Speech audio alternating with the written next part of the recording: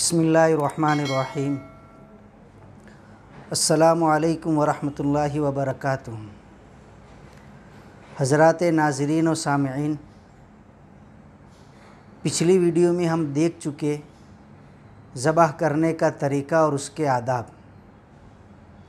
आज की वीडियो में हम देखेंगे कुर्बानी का गोश्त और खाल के अहकाम।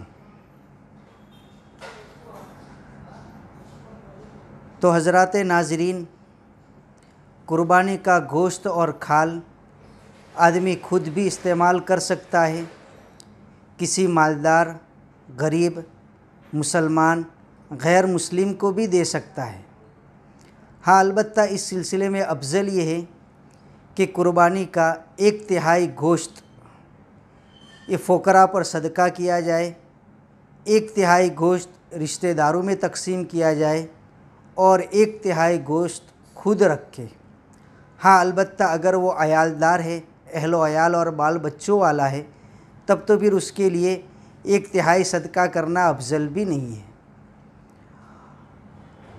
और अगर कुर्बानी नज़र की हो, मसलन किसी ने ये मन्नत मानी कि अगर मेरा फ़ुला काम हो गया तो मैं कुर्बानी के दिनों में एक जानवर कुर्बान करूँगा, और उसका वो काम हो गया, अब उस नज़र को पूरी करने के लिए वो कुर्बानी कर रहा है। या इसी तरह ये कुर्बानी वसीयत की है, मसलन किसी मरने वाले ने ये वसीयत की थी कि मेरे मरने के बाद मेरे माल में से मेरे नाम पर एक जानवर कुर्बान किया जाए, और उस वसीयत को पूरा करने के लिए अगर ये कुर्बानी की गई है तो उसका गोश्त और खाल तमाम का सदका करना ज़रूरी है। खुद भी इस्तेमाल नहीं कर सकता, इसी तरह किसी मालदार और गैर मुस्लिम को भी नहीं दे सकता, बल्कि ये गोश्त और खाल उन्हीं लोगों को देना ज़रूरी है जिनको ज़कात देना सही है। और अगर किसी ने अपनी तरफ से मरहूमीन के इसाले सवाब के लिए कोई जानवर कुर्बान किया था तो उसका गोश्त खुद भी खा सकता है, किसी मालदार, गरीब और मुसलमान गैर मुस्लिम को भी दे सकता है।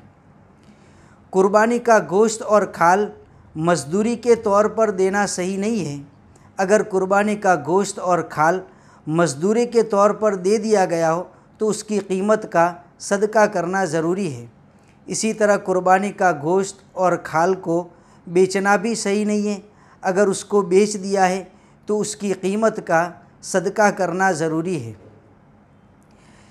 हिस्से वाली कुर्बानी में गोश्त को हिस्सेदारों के दरमियान में किस तरह तकसीम किया जाए, तो इस सिलसिले में ये याद रखें कि अगर तमाम हिस्सेदार अपने अपने हिस्से का पूरा गोश्त वसूल करना चाहते हैं, तब तो ये गोश्त हिस्सेदारों के दरमियान में तोल कर तकसीम करना ज़रूरी है। अटकल तकसीम करना, चाहे तमाम हिस्सेदार राज़ी हो, ये दुरुस्त नहीं है, उसमें सूद और ब्याज का गुनाह होगा। हाँ, अलबत्ता अगर हिस्सेदारों के दरमियान में गोश्त तकसीम करने में अगर सर और पाँव के हिस्से अगर सब हिस्सेदारों में रख दिए जाए, तब तो फिर अटकल से तकसीम करना दुरुस्त है।